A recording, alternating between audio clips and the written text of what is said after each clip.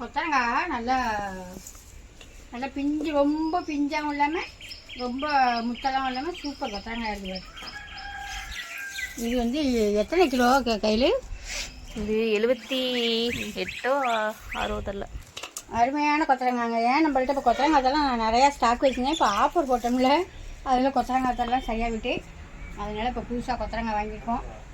சாக்கிலேருந்து அழுறது கஷ்டமாக இருக்கும். அதனால் கீழே கொட்டி விட்டு கொண்டு போய் தண்ணியில் கொட்டி நல்லா அலசிட்டு 2 அடுப்பு பற்ற வச்சு டக்குன்னு அவிச்சு வெயிலில் கொட்டி விட்டுருணும். இப்போ காலையிலே அது இருக்காத கொத்தரங்காய் வைக்கிறதுனால வத்தல் போடுறது காட்டியாச்சு. அப்புறம் என்ன வந்துச்சுன்னு பார்த்தீங்கன்னா கத்திரிக்காய் முட்டை. இந்த 2 முட்டையும் அத்தைக்கு சின்ன தைக்கா? ஆமாம், இதெல்லாம் சின்ன தைக்கு, என் தங்கச்சிக்கு. இது வந்து ஒட்டு மாங்காய் நமக்கு தான். சாம்பார் மாங்காய் கம்மியாயிடுச்சு, அதனால இப்போ ஒரு மூட்டையும் அப்படியே ஃபுல்லாக சாம்பார் மாங்காய். அப்புறம் இது கத்திரிக்காய். எப்படி நல்ல புழு கத்திரிக்காய், நாட்டு கத்திரிக்காய்ங்க. அவ்வளோ சூப்பராக இருக்கும். வத்தலுக்கெல்லாம் அவ்வளோ அருமையாக இருக்கும். இதெல்லாம் இப்போ நமக்கு இப்போ தெரியாது. இதோட இது மழை காலம் முடிச்சுக்கிட்டுன்னா இந்த வத்தல் இருந்தால் இந்த அள்ளி போட்டு அருமையான பூண்டு விட்டு போட்டு சூப்பர் குழம்பா வைக்கலாம்.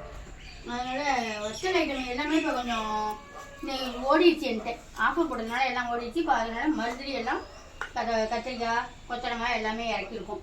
இப்போ மருதிரி இதெல்லாம் ரெடி பண்ணி அடுத்த ஆஃபர் 1ஆம் தேதிக்கு மேலே ஆஃபர் போட போகிறேன். அது என்ன ஆஃபர்னு அப்புறமா சொல்கிறேன். இப்போ கத்திரிக்காய் நீங்கள் 2 வெட்டுங்க, நான் போய் கொத்தரங்காய் அவிச்சு கொட்டிடுறேன். சரி, அவ்வளோதாங்க. இன்றைக்கி நம்ம வீட்டில் என்ன வேலை பார்க்குறோம் அப்படின்னு சொல்லிட்டு இன்னைக்கு காலையிலேருந்து மதியம் வரையும் என்ன வேலை பார்க்குறோம்னு பார்க்கலாம் வாங்க. கடைன்னு 2 பானை வச்சு நான் அவிச்சு கொட்டிட்டு வந்துடுறேங்க. இது நீங்கள் 2 பேரும் இதை வெட்டுங்க. இதை வெட்டிட்டு அவிச்சு கொட்டிட்டு அப்புறமா தான் சாப்பாடெலாம் என்னென்னு பார்க்கணும். கத்திரிக்காய் வெட்டி போட்டுட்டு வந்து மாங்காய் வந்து பல மாங்காய் இருக்கு. இந்த மாதிரி பல மாங்காயை வந்து நம்ம வெட்டி 2 நாள் பதங்க போட்டு அவிச்சிட்டு போட்டோம்னா சாம்பாரில் அடி போட்டு வைக்கலாம். அவ்வளோ சூப்பராக இருக்கும். புளிக்க செய்யாதா பல மாங்காய்க்கு வந்துட்டுல, அதனால அவ்வளோ அருமையாக இருக்கும். இப்போ எல்லாமே இது வந்து சாம்பாருக்கு போட்டுருவாங்க. இது சாம்பார் மாங்காயை போட்டுருவாங்க. ஏன்னா உப்பு மாங்காய் இருக்குது, சாம்பார் மாங்காய் தான் சரியாக விட்டு.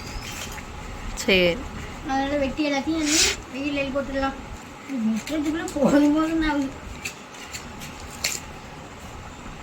நல்லா தெரியுச்சு. இனிமேல் எல்லாமே பழ மாங்காய்க்கு வந்துடும், பழத்துக்கு வந்துடும். அதாவது சீசன் மழை மாங்காய் நிறையா மாம்பழம் கிடைக்குதுல்ல, அவ்வளோதான். இன்னும் வந்து மாங்காய் கிடைக்கிறது கம்மியாயிடும்.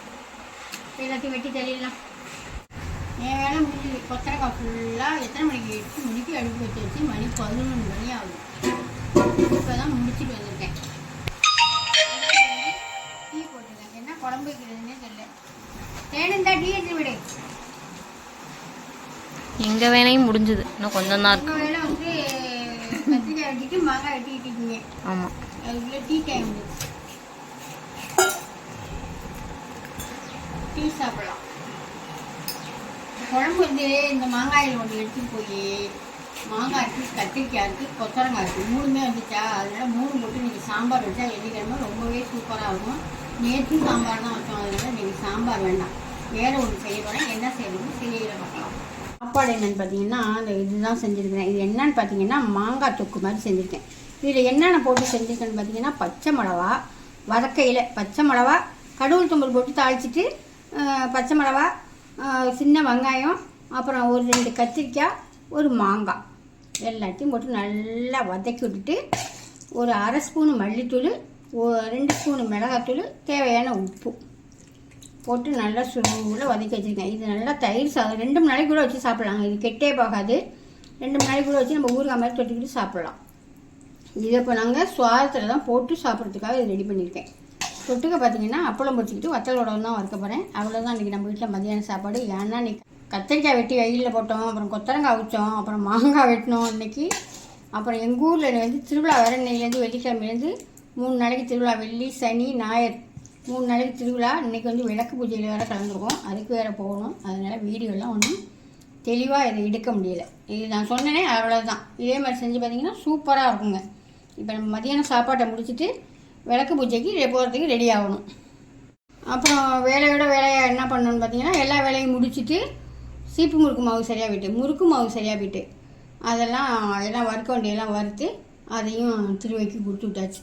இப்போ அதெல்லாம் இன்றைக்கி பெட்டி போடலை, நாளைக்கு ஞாயிற்றுக்கிழமையும் பெட்டி போட மாட்டோம்.